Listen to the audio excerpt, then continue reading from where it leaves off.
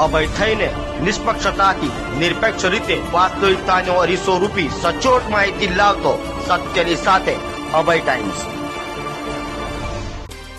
સુરત મહાનગરપાલિકાના આરોગ્ય વિભાગ દ્વારા ડુમ્મસ બીચ પર ચેકિંગ કર્યું હતું અને 68 સંસ્થાઓમાં તપાસ કરી 103 સેમ્પલો લેવાયા હતા, જ્યારે પ્લાસ્ટિકનો જથ્થો જપ્ત કરી દંડ ફટકારાયો હતો।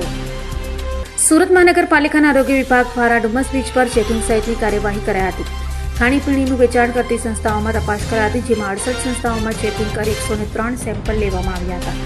તો 51 સંસ્થાઓને આરોગ્યલક્ષી નોટિસ અપાઈ હતી। રેલવે અને બસ સ્ટેશન પર 260 સંસ્થાઓમાં પણ તપાસ કરાઈ હતી અને ડસ્ટબિન ન રાખતી સંસ્થાઓને નોટિસ આપવામાં આવી હતી, તો સિંગલ યુઝ પ્લાસ્ટિક હેઠળ 674 સંસ્થાઓમાં ચેકિંગ કરાઈ હતી અને 140 કિલો પ્રતિબંધિત પ્લાસ્ટિકનો જથ્થો જપ્ત કરાયો હતો, જ્યારે કસૂરવાર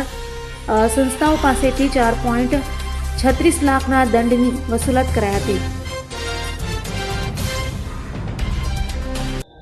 ગઈકાલે નાયબ મુખ્યમંત્રી શ્રી દ્વારા જે સૂચના આપવામાં આવેલી એના અનુસંધાને આપણા deputy commissioner Shri health and hospital અને આરોગ્ય અધિકારી શ્રી દ્વારા અમને સૂચના આપવામાં આવેલી અઠવા ઝોન વિસ્તારની અંદર પ્રવાસન સ્થળ જે આપણું ડુમ્મસ બીચ છે ત્યાં આગળ અને ધાર્મિક સ્થળ અંબિકા નિકેતન મંદિર ત્યાં આગળ આપણે ઘણી સફાઈ ઝુંબેશ હાથ ધરેલી, સફાઈ કામદારો ગોઠવીને અને મશીનરી ગોઠવીને ત્યાં ઘણી સફાઈ કરાવી છે અને આ વિસ્તારની અંદર જે ફેરિયાઓ છે એ લોકો પાસેથી પ્રતિબંધિત પ્લાસ્ટિક